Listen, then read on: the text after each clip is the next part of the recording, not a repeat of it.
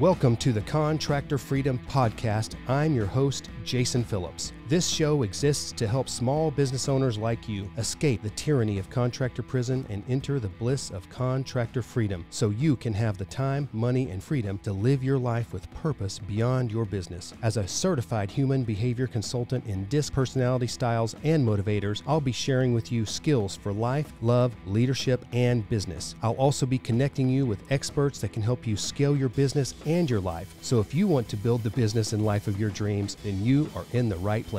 Let's go. Hey friends, Jason Phillips here. I'm excited to be with you today live for our Contractor Freedom Podcast. I have a special treat for you today. I have my friend Mark DeFrancesco all the way from Connecticut down here in Allen, Texas with us here live today. And we spent the whole day yesterday together. And I want you to get to know him and think he's got some great things you're going to love. You're going to love hearing from Mark. So Mark, I just want to say welcome. Thank you very much. I'm glad you're here. We got to spend the whole day the whole day yesterday and today together. Man, tell us where are you from? Tell us the name of your business and such. So I'm from Connecticut. Name of my business is MDF Painting and Power Washing.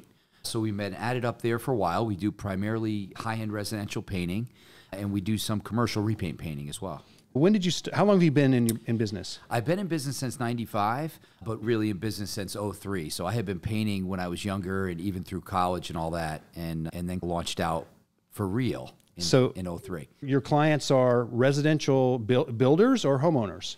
Primarily homeowners. Homeowners. Most of our work is direct to owners. And even in commercial, we prefer to be direct to owners where we're doing work for the university or the assisted living complex or whatever building we're painting. I see. Got it. Yeah. Well, tell us a little bit, Mark, about just the basic structure of your company. Who does the painting? Who does the sales? Who does the marketing and such? Yeah, so good question. Start with the direct labor of our painters. This has changed over the years. We've talked about it. I went from being a completely employee-based company to a completely subcontractor-based company back to a completely employee-based company.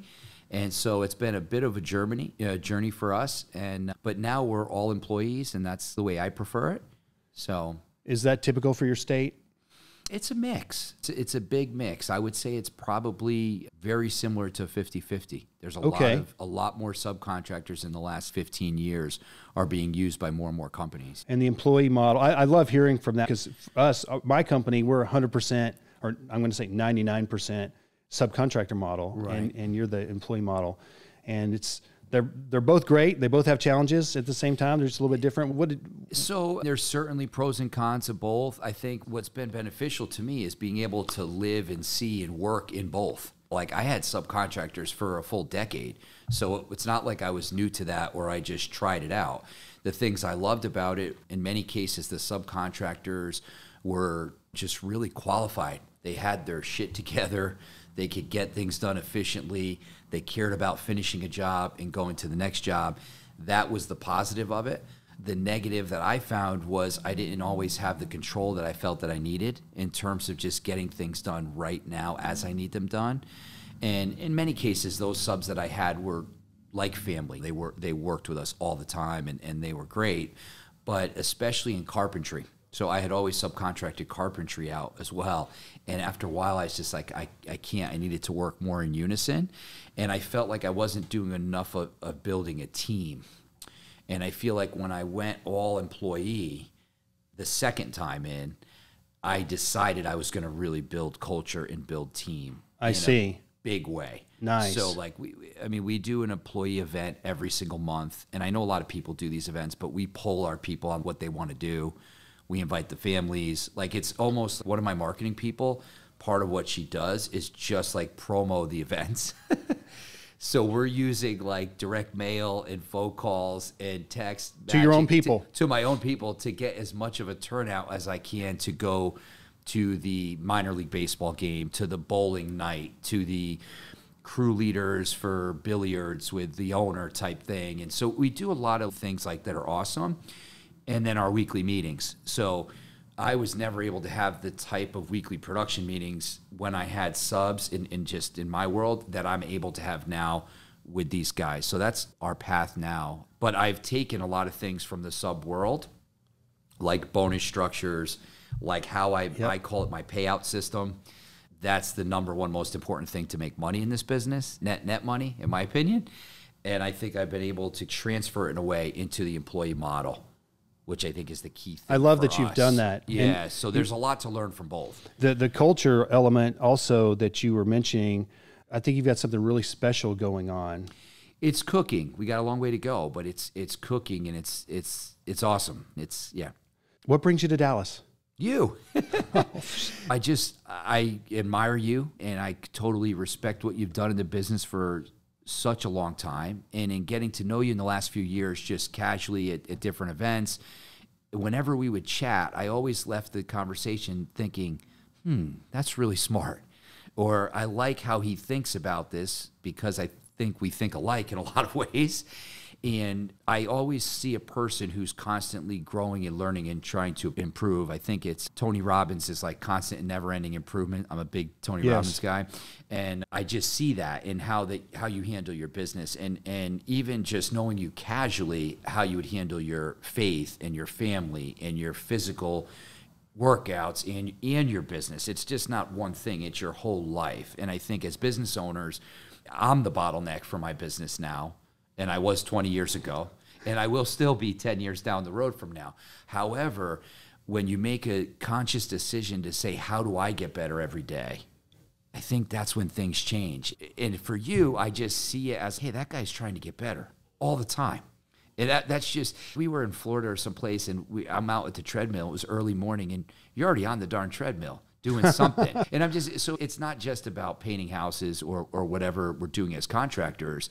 It's about life, and how you're trying to grow and learn and get better in life is going to have a direct effect on the business. I admire that in you, and I appreciate you. And you've been so open, and just thank you very much. Well, I'm honored to have you here, and I talk to contractors all the time, and after us spending a whole day together and really just diving in, talking about your business and my business, you've got some really awesome stuff going, and your business acumen is on point. Well, I appreciate that. And of course, I think we both know a lot, and we're both students. And I think that's one of the things that really struck me when I met you, is I'm like, okay, this guy's smart, he's hungry, and he's asking great questions. And you can tell by the questions people ask. And of course, I'm growing. I want to grow my company as well. And we've got people that are listening or tuning into this podcast. They're like, man, how do I get to that point where I can do these things that Mark's doing? What would you mind sharing? Would it be okay to ask, like, what type of top line type revenue you guys are, or how many painters or something? This year we're looking to hit $5.5 million. Nice. So it's primarily paint. We do paint. We do some pressure washing. Carpentry obviously has to be part of it. I'm up in New England, so you really don't paint an exterior paint job without having some carpentry in place. So we do have carpentry teams. So that's where we are for revenue. Okay, that's absolutely beautiful. That's not a lot of guys in that realm. And no, but there's a lot more that could be done. Our market share is so small relative to everything that's getting done, and we all feel that way, right? Yes. Wherever you are. Absolutely. That's one of the things. I look at my market here in DFW. We've got, four plus million people, and the amount of gallons of paint that are being spread, it's almost unlimited. Exactly. I've just got a tiny slice of the pie. So the sky is the limit for all of it. A friend of mine actually pointed out recently that they talked to the Sherwin-Williams in my area in the state of Connecticut, and they were trying to pull what percentage of paint is sold in January and February, because I'm always complaining about how it's seasonal and it slows down, and it does slow down in those months. But apparently Sherwin-Williams still sells a heck of a lot of paint, and I'm not spreading all that paint. So they're... So right. Okay, that makes you ask. There's a lot of room to grow. Yeah. Why am I not getting those leads? I guess that's my marketing mindset. I get that. And that's still today. I'm like, man, what channel did they get that through? Because I know I've been on their door, in their mailbox constantly. It's a constant grind. I started out putting flyers in mailboxes and going for jogs and literally putting flyers in mailboxes. And I'm not an attorney. Don't take that as legal advice. It's illegal to put it in mailboxes. As long as there were no U.S. Postal Service trucks around, I would slip it in the mailbox. And And still, we do a lot of advertising as well. And I feel the exact same way. It's funny that you say that. I'll drive through a neighborhood that's my neighborhood, and then I'm like, and I'll call the office, did we bid that 1252 Candlewood Drive?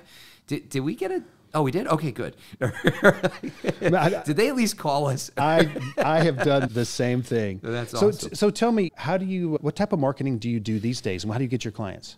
So we do a lot of different things. I'm still old school with direct mail. So I do like direct mail. I spread it around. The last 3-4 years, I've done a lot of EDDMs, every door direct mail. So postage is cheap. You can get pretty detailed because you're dialing down to small neighborhoods. Like in our locale, I don't know what it's like in any other part of the country, but near us, it's pretty tight neighborhoods, like 200 houses, 180 houses. So those are very similar demographically. You're not going to have a block of 160 houses and half of them are renters. They're all homeowners. In my area, it's higher end res. They'll all be $1 million homes or close to that number. And so they're similar. They're all in our market. We find that works, but we are doing everything from proximities to saturation to new homeowners, which we've done for a while. We do digital like everyone does. We have 2 agencies that we kind of use. We try a lot of things, and we're always watching what works and what doesn't work. One of the things, Mark, that I see from various painters is they don't invest in marketing.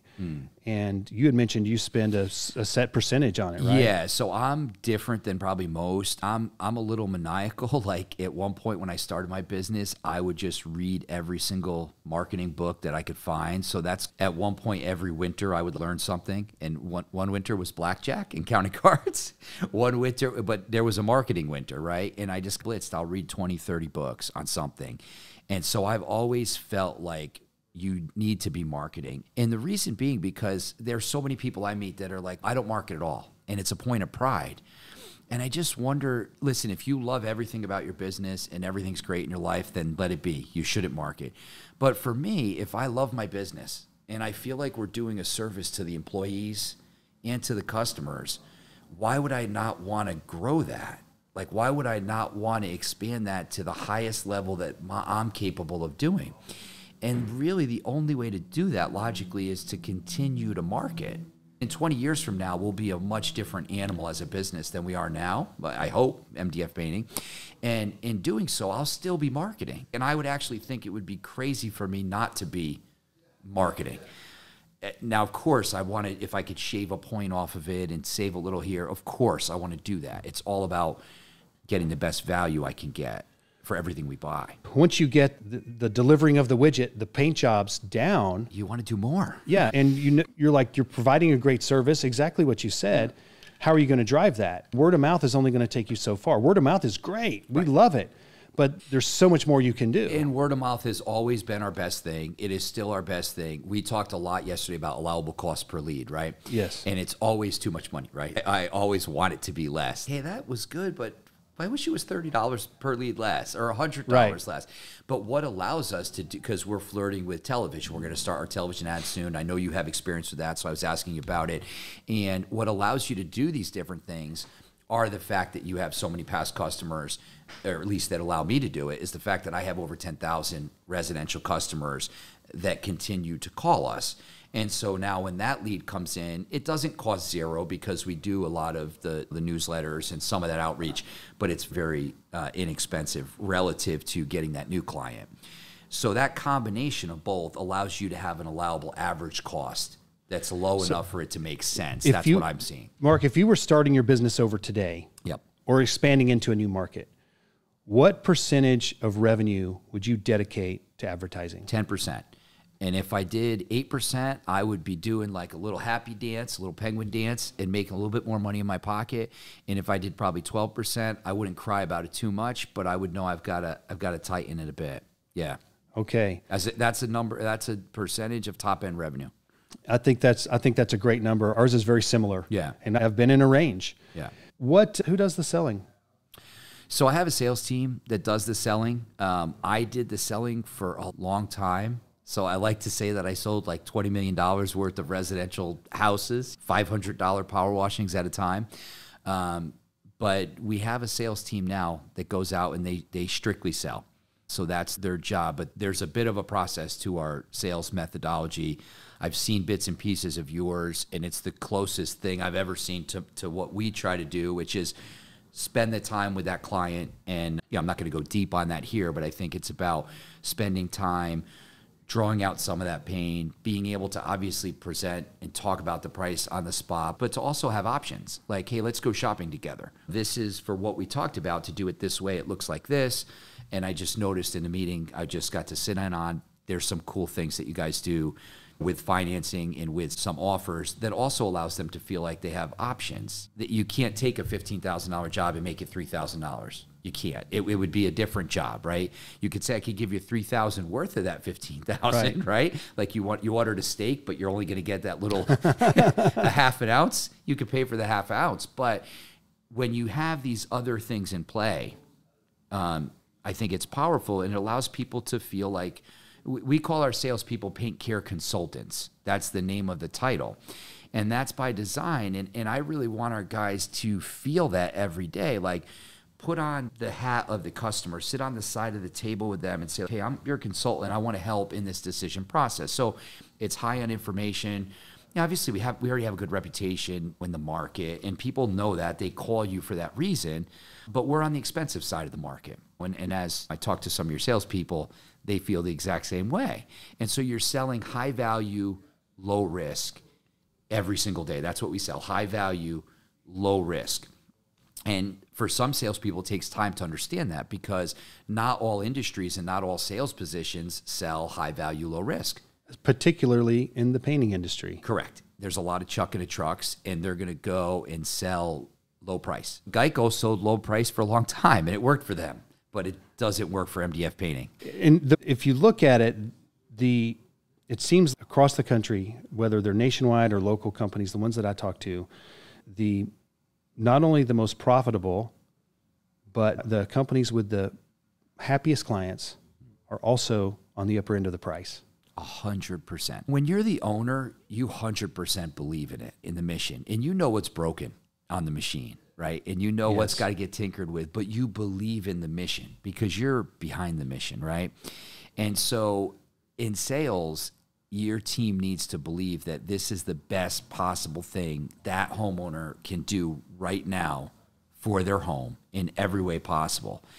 And in doing so, they always sell them the best job, and the best job is at the best price, which is the highest price. It's the highest value. That's right. And that person is always the most satisfied. The person who buys something at the lower value is never as satisfied long term. We deal with a lot of weather conditions in the Northeast. Our customer care program is the thing I've been hanging my hat on the last 6, 7, 8 years. And it's all about buy the best, and then it's taking care of for you in the long term. Yeah. It's not just warranty. It's more than that. It's you want to have a great experience. If you buy if your paint looks good or your gutters look nice and the roof doesn't fall off, it could still be a bad experience. And if it's a bad experience, that could affect your family. So many people don't understand that. And you get that. I get it now. I didn't always get it. But I see how maniacal you guys are about the quality. Like when you're having a third party find out how good your quality really is, it's not about what Google says or Yelp or any of these other false things. It's right. When you care, like we've been collecting report cards since I started this thing, right? Yep. They all say A. Like sometimes it says like B-. And you know what? They're almost meaningless. It's a rah, we clap about it and all that. It's fine. But when you really want to go get strategic on it, honest advice, that's a different thing. Where you want customers to say, hey, tell me, we want to get great. Yeah, I don't want my customers to tell me to my face I'm happy. What I really want is I want them to be so wowed that they tell their friends about me. And if I'm going to get to the bottom of that, I need a third party that they can be honest with, that they feel safe being honest with. Phillips could have done better on this. And because then I can take that data and work with my team to improve. And typically, it's a communication thing, typically. It's typically almost always a communication thing. But the powerful thing when you bring in the third party, I think, is that other people on the team are now really forward-focused on what those numbers look like and how do we win by improving that metric. I think that's a key thing.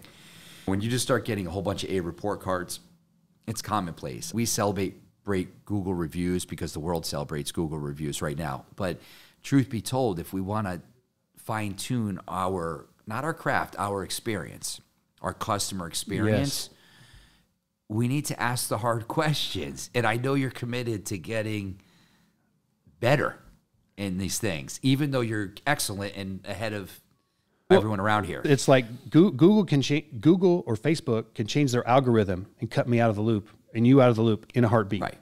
Matter of fact, I've talked to a couple of companies that have been shut down with their Google business profile or their Facebook at times, and their leads shut off.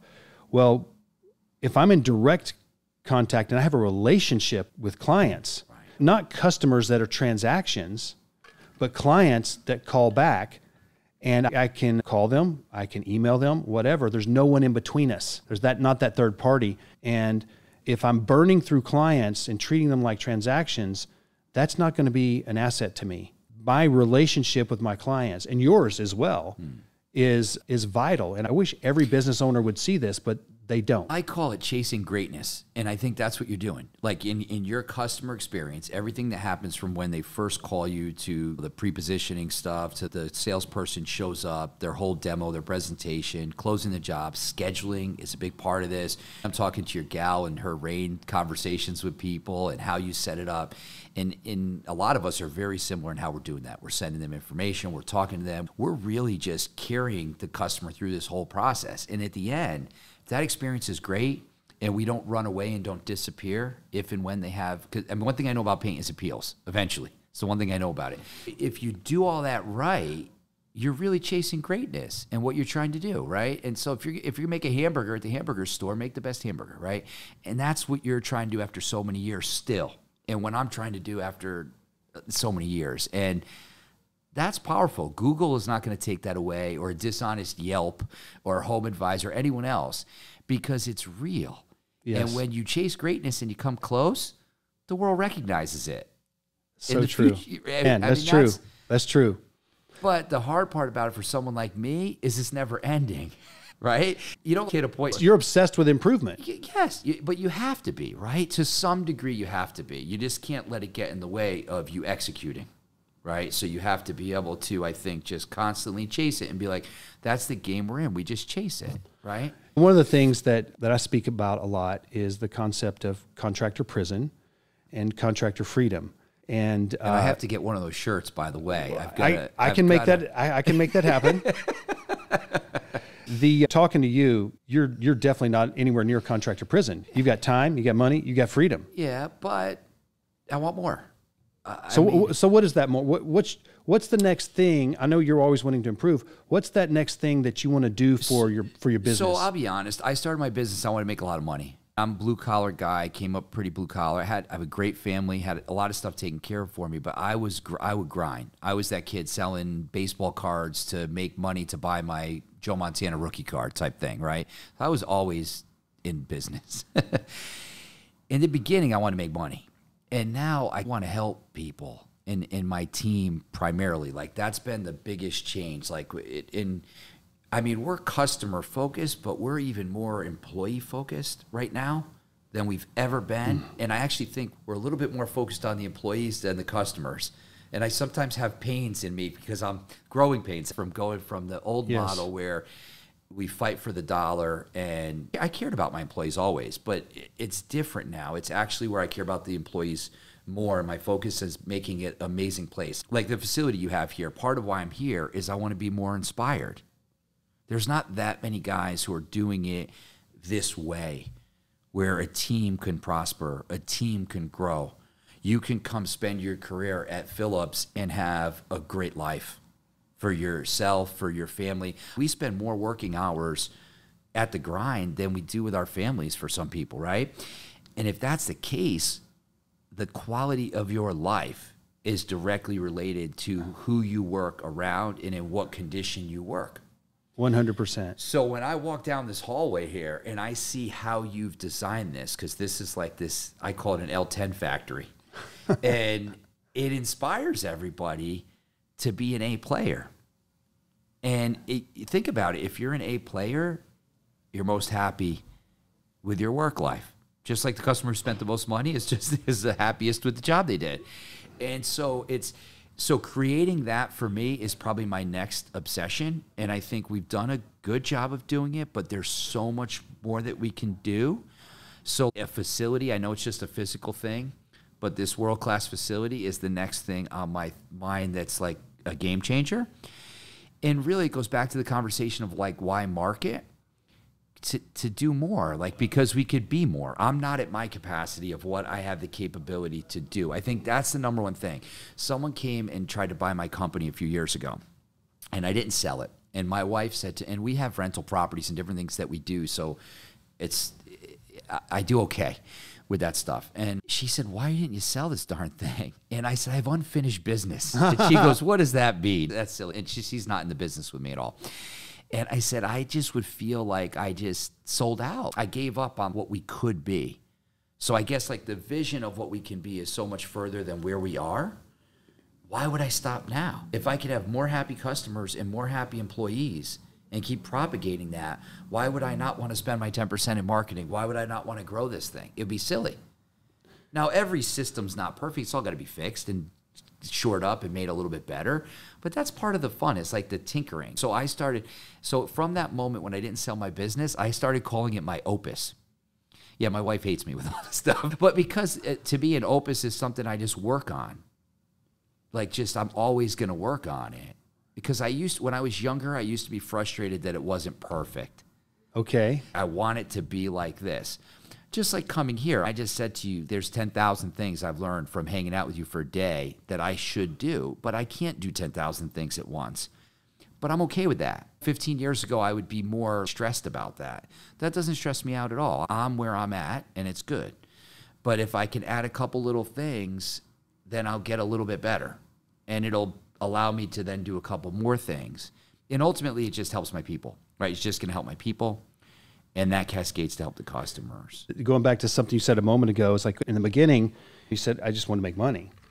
And there's these three phases and of survival, then success, and now you're into that significance phase. You're not necessarily doing it for the money. No, you want to make an impact, 100%. Mm-hmm. And you want to, and I, like yourself, I definitely want to help contractors because I feel like I've been very fortunate because I hit some really bad roadblocks. When I started out, I was damn near bankrupt. I hit the wall, 2008 hit, honestly, and it fell out from under us. I was doing everything wrong. I was overpaying on all my labor. Things were a mess. No systems. I was aggressive like hell. I would sell a lot of stuff. I worked hard. I did all that, right? And I cared about everything. I cared about the customer. I cared about everybody, but it wasn't working. It was broken. And fundamentally, things had to change. And for me, it was fixing in the cost of my labor. That was the number one fundamental change that immediately went from on the fringe of bankruptcy to paying everybody back that I owed money, everybody. I owed money to everybody at that moment. Yeah, that was a tough moment. Our biggest expense is in this type of business. It's not materials, it's not factories, it's not licensing. It's not marketing either. It's not marketing. It is labor. It's payroll dollars. Yes. And one of the things we measure is the labor efficiency ratio. Yeah. We talk about, maybe we'll share more about that at another time, but that's the number one place you can waste. You can, and next behind that's probably materials, and then right behind that, marketing. Correct. And a lot of guys waste money on marketing. Because we were talking about profit yesterday, and profit's big to me because I feel like we're under profitable as a industry. 100%. There's so many guys out there that are not making money, and that's the number one complaint I hear from people. And you got to control that labor, and then you got to watch that market really close. You got to watch all the dials, but there's a couple dials. Like I said to someone last week, if you don't control that labor properly, you can be masterful at everything else. You can have the most efficient, amazing marketing with a great CPL. You could have a sales team that's amazing. You could do everything right, and you still won't really be profitable. That's right. So start with making that part of it work right. Everything that's so many times guys will fight to save money on copy paper, and the jobs are going 30% over. Yeah. And the higher it is on the top of your income statement, the more impactful it is. That's why you're absolutely right. So that's been powerful for me. So what, man, so far are there any, you mentioned there's 10,000 things, and everywhere I go, and I have the same thing. I narrow them down to, man, here's something that I want to do, I could do, but I can't do now, so I'm going to put it in the future. And here's something that's going to add value and move the needle for my company now. Right. Do you have any takeaways after we've done a lot of just talking business? Yeah, so I think I'm probably just going to break it down to two because there's a lot, but two would be my metrics. So I do have metrics and quite a few metrics that I look at.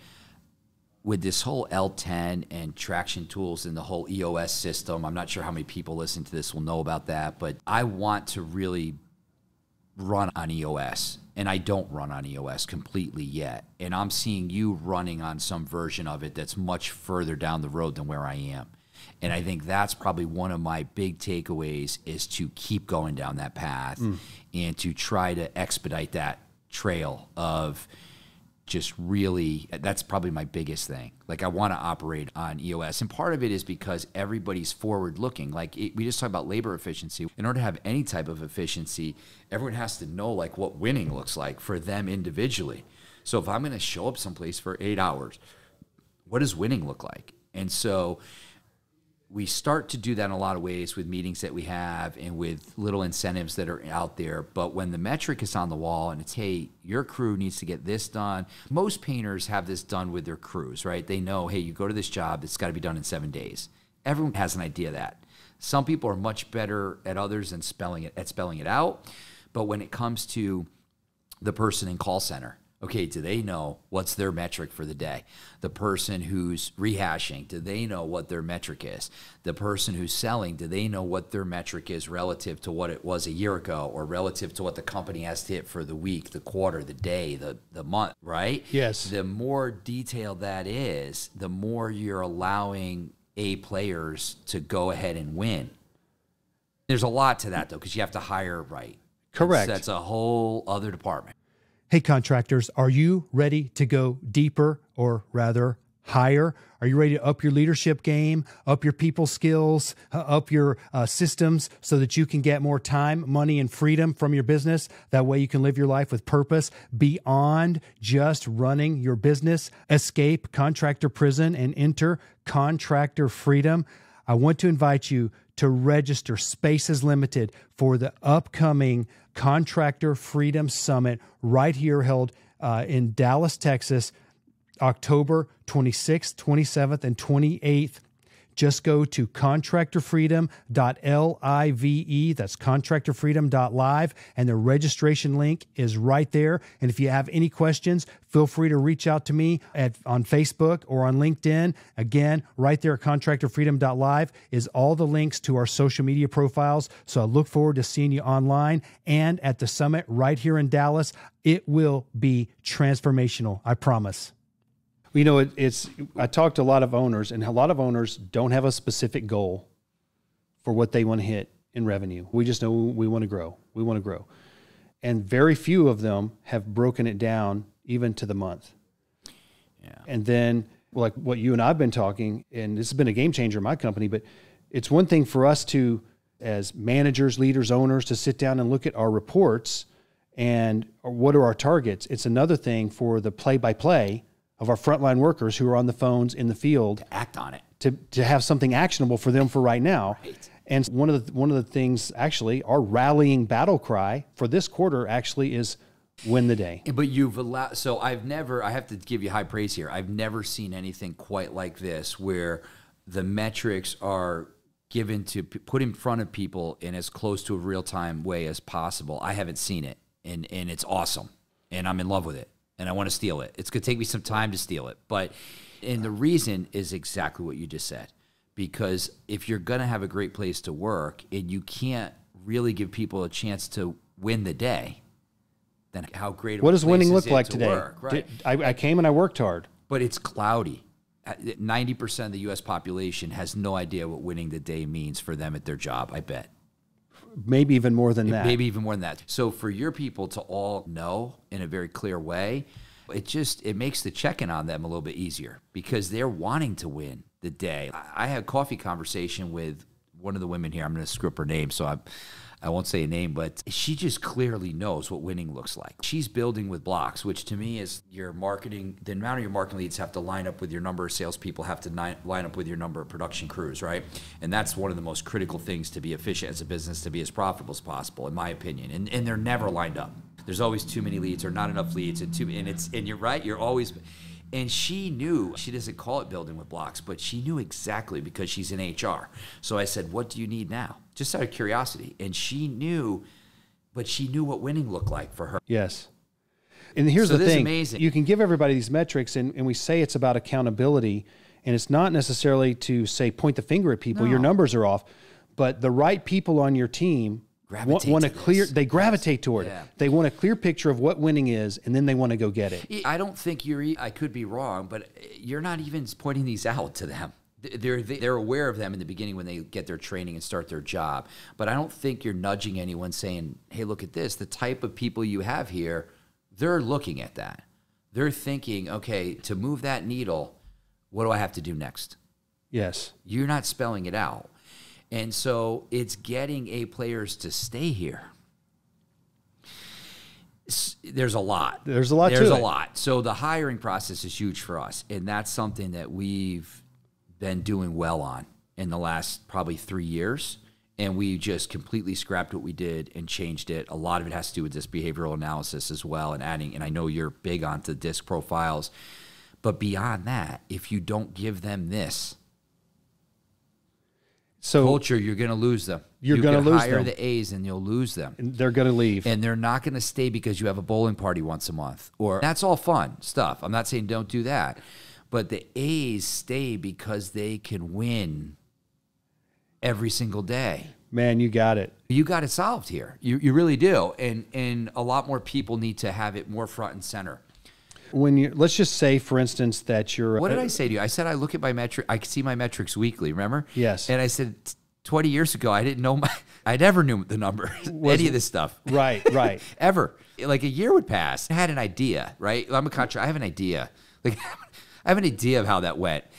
But if we're gonna hit our annual goal daily or all the time, if we're gonna hit our annual goal, you got to win every day. We got to win every month. If we're gonna win every month, we got to win every week. If we're gonna win every week, we got to win every day. Right. If we want to win a day, we got to execute. And so the way, like on our sales team, we got to win the play. Right. Each appointment is a play. Right. So they've got to win the play. It's dialing it in. Hey, I would need this many leads this year, so I need this many each month. Put it on a seasonal curve. And I need this many every week. Weekdays are this much. Weekends are this much. And then it's simple. You're in the red, the green. Where are you at? It's noon. Am I halfway toward where I need to be for the day? And so I think that I wish everybody had this. Yeah.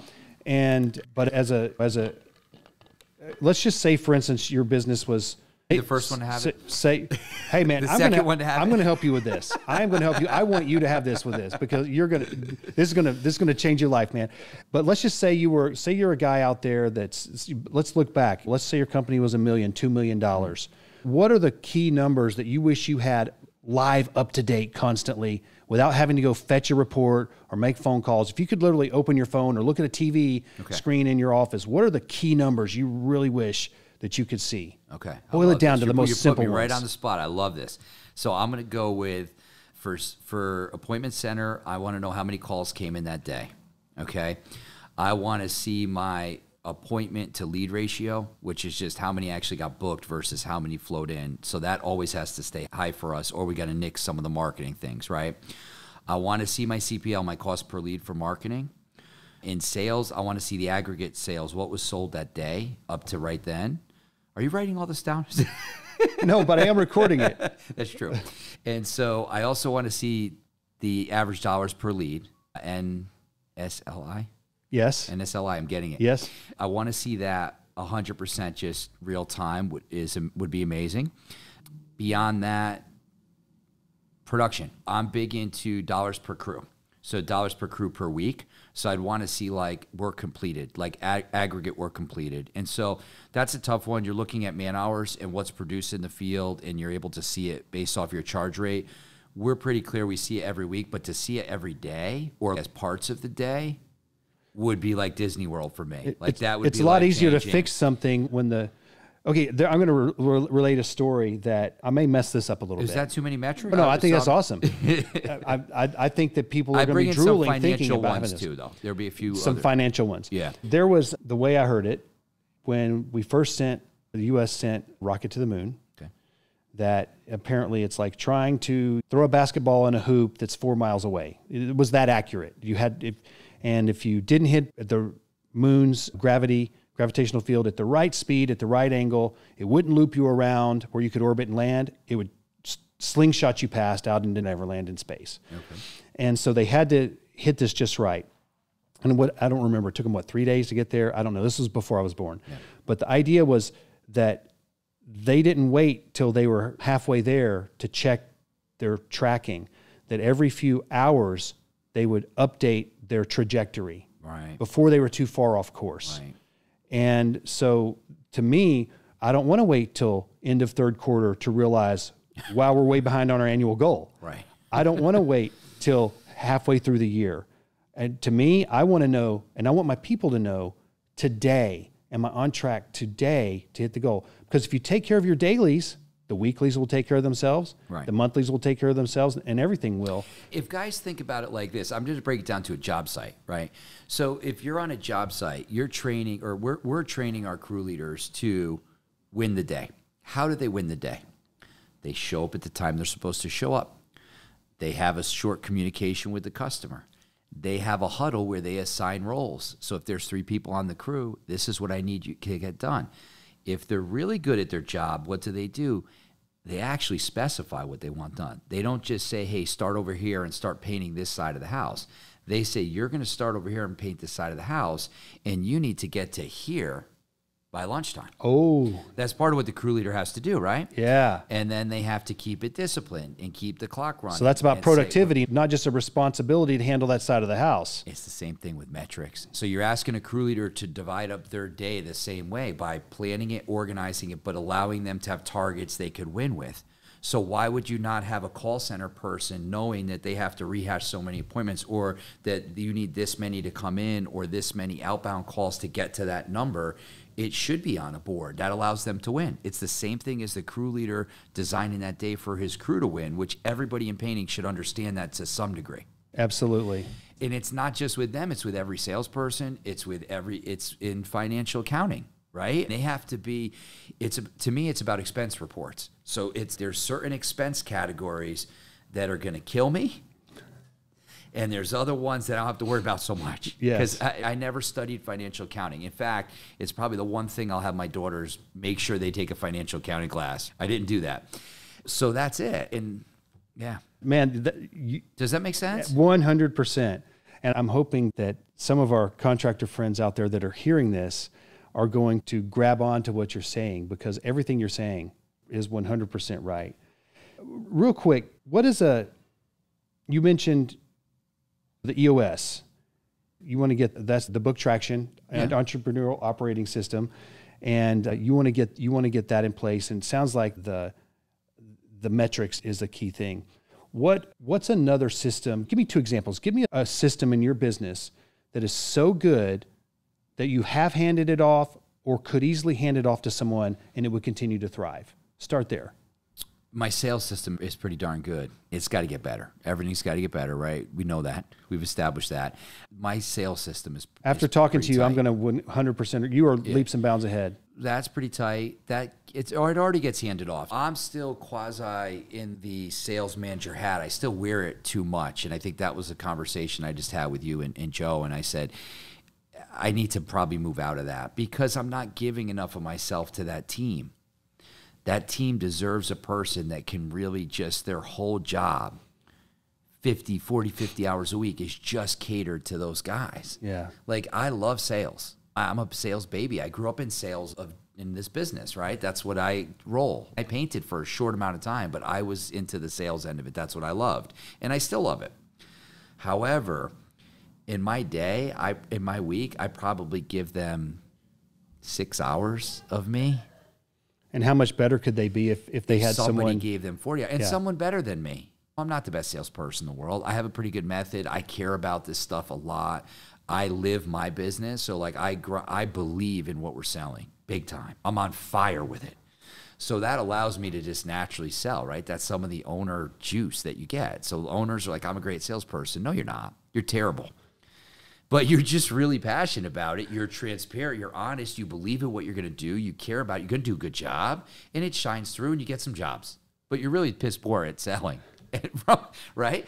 And you only realize that when you hire salespeople and then you have nothing to train them on. Yes, that's right. So the first person I ever hired, this is embarrassing, but I will tell you this, he came from ADT. He was selling alarms. And I knew I needed a sales guy. We knew he knew how to knock on doors if he was doing that, right?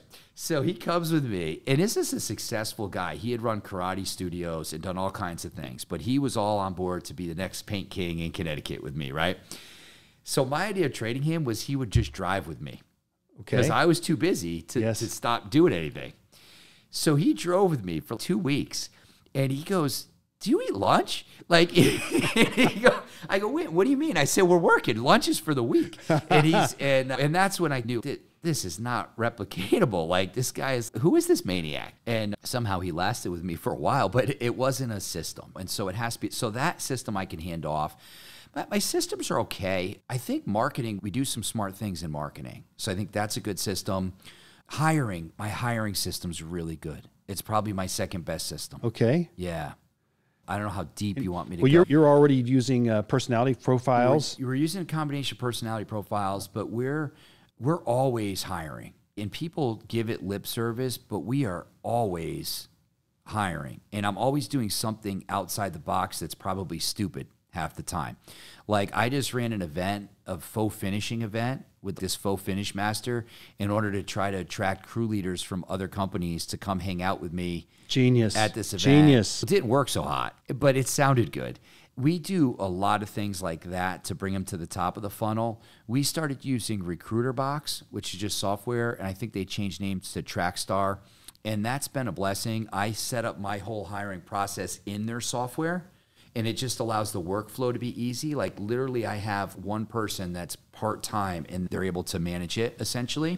But it's a series of, I'll run through the process quickly. It's basically, we would screen the resume, then we would do a phone screen, then they would do they basically have homework after everything. So they get a simple homework that's emailed to them that they have to respond to.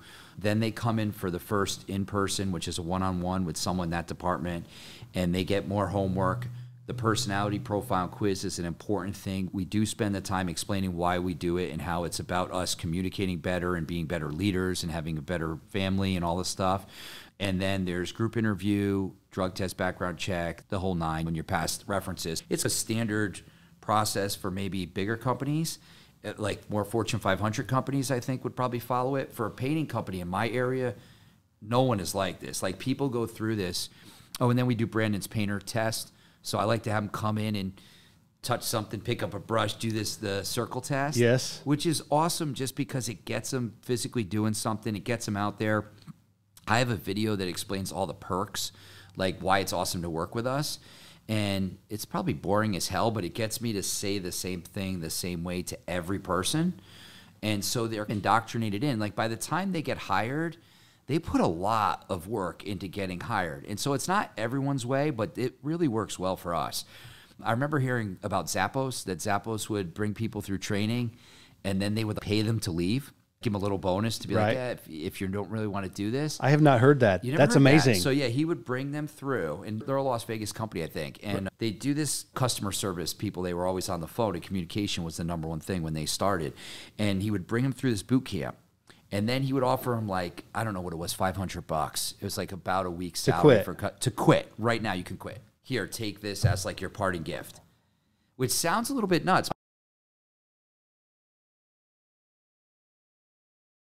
I love it. But what it did was it allowed those people that really wanted to be there. So I'm just waiting for people to fall out of my system. And other people are like, no, I got to hire people. No, because you need to always be recruiting and you need to always be hiring.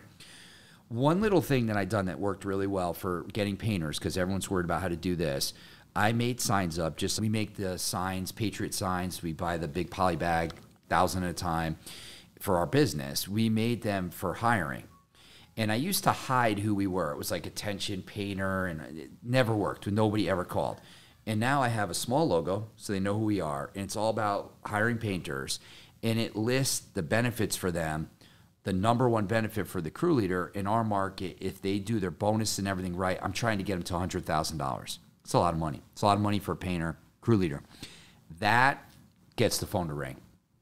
It has other benefits, 401k and paid time off and basic stuff. But it's just on this sign. So we just, if I need guys, I'll put up 40 signs at all the Home Depots, the Lowe's, CVS, Dunkin' Donuts, anywhere, and we'll get a ton of calls. Now, they're not all people that you want to hire, obviously, but you're driving people to the funnel. It's a hiring funnel. And if you don't drive people to it, you're never going to win. So you're treating it just like marketing. I wish more people would do that. In some senses, I become more maniacal with the hiring recruiting as almost like marketing, in the last 2 years. But it's working. So now I'm getting A players that drip down to me.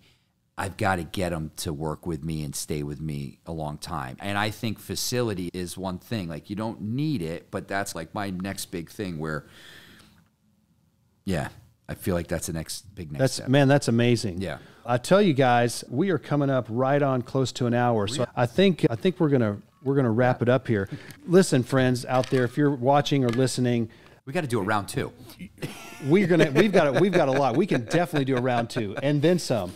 But guys, you've got a glimpse into Mark's thinking. Mark has a business mind, okay? And he's got it going on. I want you, by the way, what's the best way if anybody wants to reach out to you? You don't do a lot of stuff on social media. What's the best way to reach out to you? Go to mdfpainting.com and give me a call. People can just reach out and say, hey, you listened to this, you're Jason, and you want me to give them a call back, and I'll just get on the phone and talk to you. Wow. That's an amazing offer. mdfpainting.com is the web. mdfpainting.com. Okay. Yeah. So, Mark, dude, I know we've got some more time we're going to spend together, but I'm treasuring this time, getting to know you, hearing about your business. I appreciate you very much. Thank you. And, man, this has been great. You guys out there, look forward to connecting with you. Share this with your friends, and God bless you.